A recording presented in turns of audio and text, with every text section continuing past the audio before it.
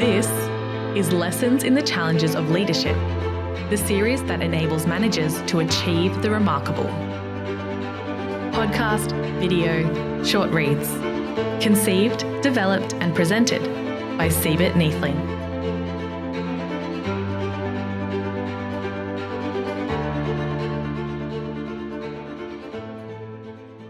Our sumo wrestling analogy in the last episode determined that attributes, skills, and motivation equal performance. But we know that many factors impact on those three. We can't do that much about genetic predisposition that shapes attributes, but as leaders, we can do a great deal about the other two. We can enhance motivation, providing the more we refer to in episode 13, more acknowledgement, more opportunity, more challenge. We can also do something about skills. We can train, develop, mentor, expose talented employees to stretch opportunities. So if we look at the opposite of performance, underperformance, we should be able to identify the reasons for people not achieving the results we'd like them to. But as always, it's complicated. Some years ago, I designed a leadership development program and created a decision tree approach to help managers diagnose reasons for underperformance. Now, I'm not saying you should rigidly stick to these questions, but it is a very useful way to challenge yourself. Sometimes the reasons for someone's underperformance lies with you, not with them. So let's give it a try. There are 7 key questions, each with a yes or no answer. If the answer is yes, we'll suggest the action to take. If the answer is no, we'll progress to the next question. So question 1, is non-performance due to reasons outside of their control? They are simply prevented from performing because of external limitations, such as not having enough time, not having the tools to be able to perform, not having enough information, lacking the resources to perform, task complexity. Is it just too complex to be able to do well? We are not interested in excuses here. But as leaders, we have to honestly and objectively assess whether performance is even possible. I'll give you 2 examples. A few years ago, a person leading a large project for us in the Pacific called me when I was working in London, asking me to extend a deadline with a client because the team simply did not have the resources to complete the project on time. I knew the importance of on-time completion, and after listening to the arguments, I said no. They had to find a way to meet the deadline, and they did. They innovated and planned resourcing more carefully and put in some extra hours and were very proud when they completed on time. But I allowed exactly the same person to push back a deadline on another project because the client had not reviewed the drafts on time, despite proactive communication about the impact.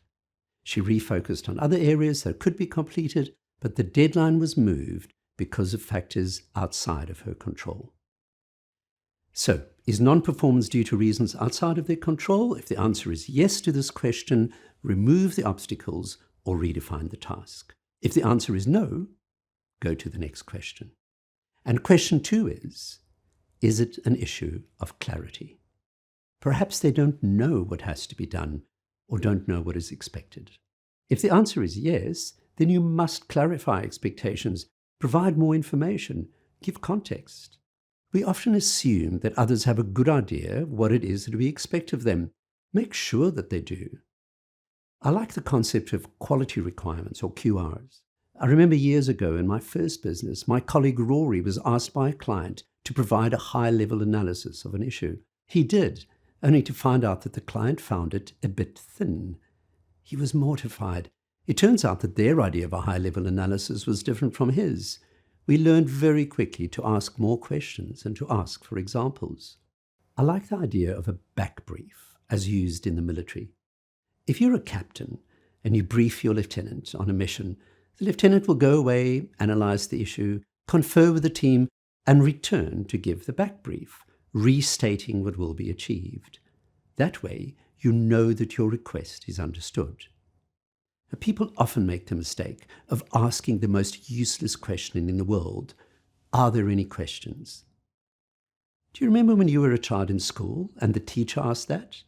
That annoying, clever girl at the front of the class would wave her hand, desperate to ask a question and sound impressive.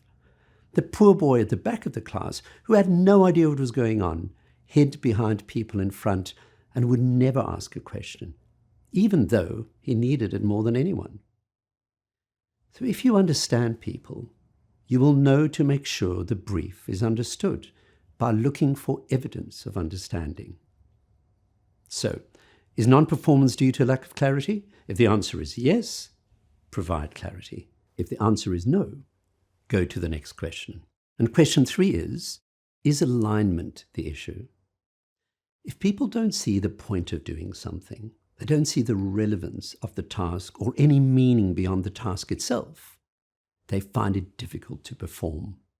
How does this task align with the broader objectives and strategy?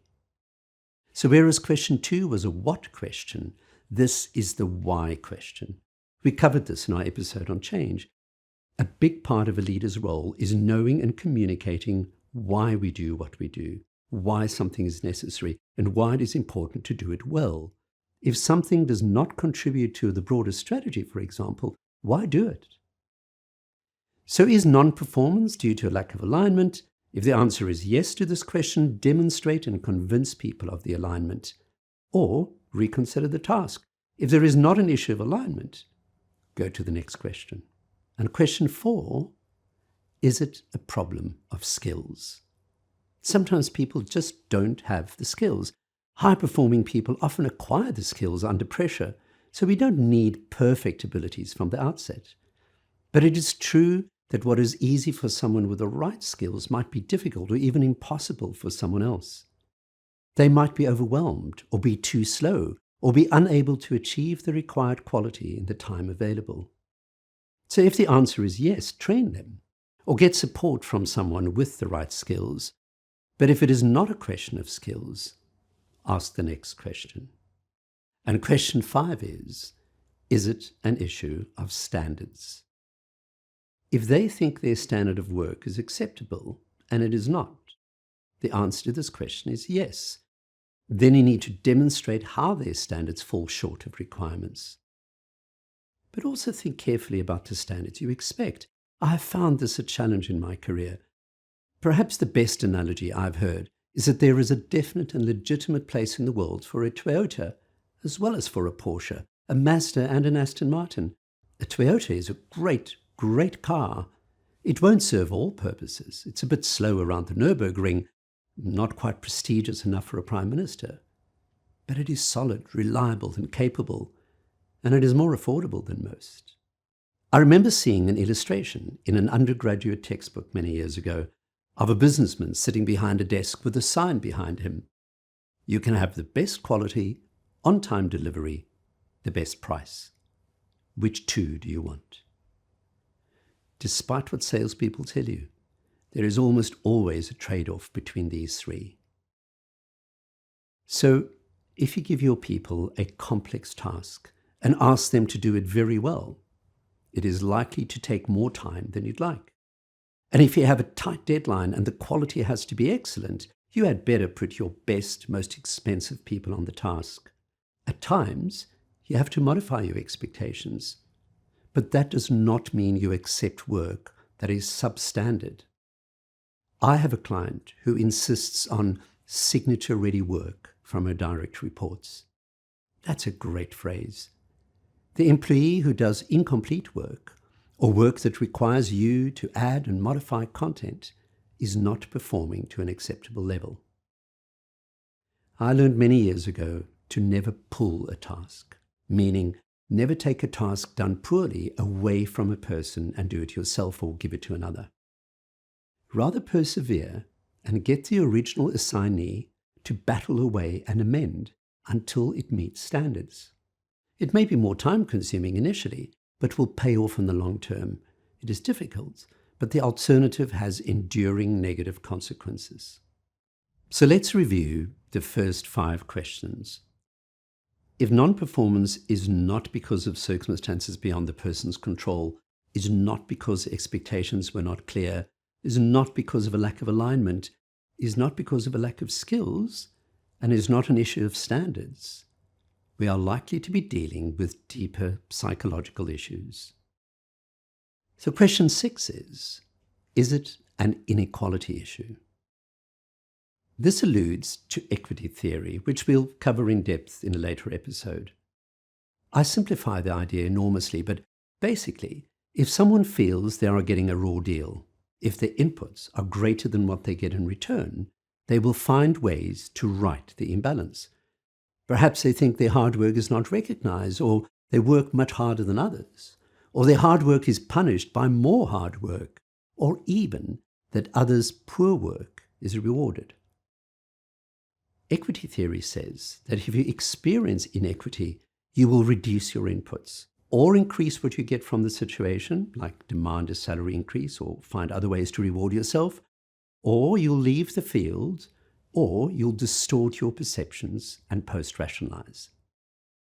A decline in performance is often the easiest of these. So if someone who should do well suddenly delivers substandard work, consider if this might be the reason. If it is, restore a sense of equity.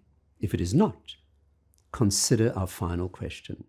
And question 7 is it a conflict issue? Now, this happens more often than you'd think. These are the possibilities. They are in conflict with you, and working to a high standard will give you the upper hand. Or they are in conflict with the organization and are performing to a reduced standard in protest. Basically, they are expressing their disapproval by not giving you what you want. Now, this is much more difficult to address because you have to resolve the interpersonal conflict or resolve their dissatisfaction with the organization. So in summary, try to diagnose why there is underperformance.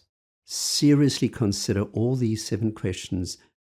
Other than serious physical or mental illness, I am yet to find a situation that lies outside of these 7 possibilities.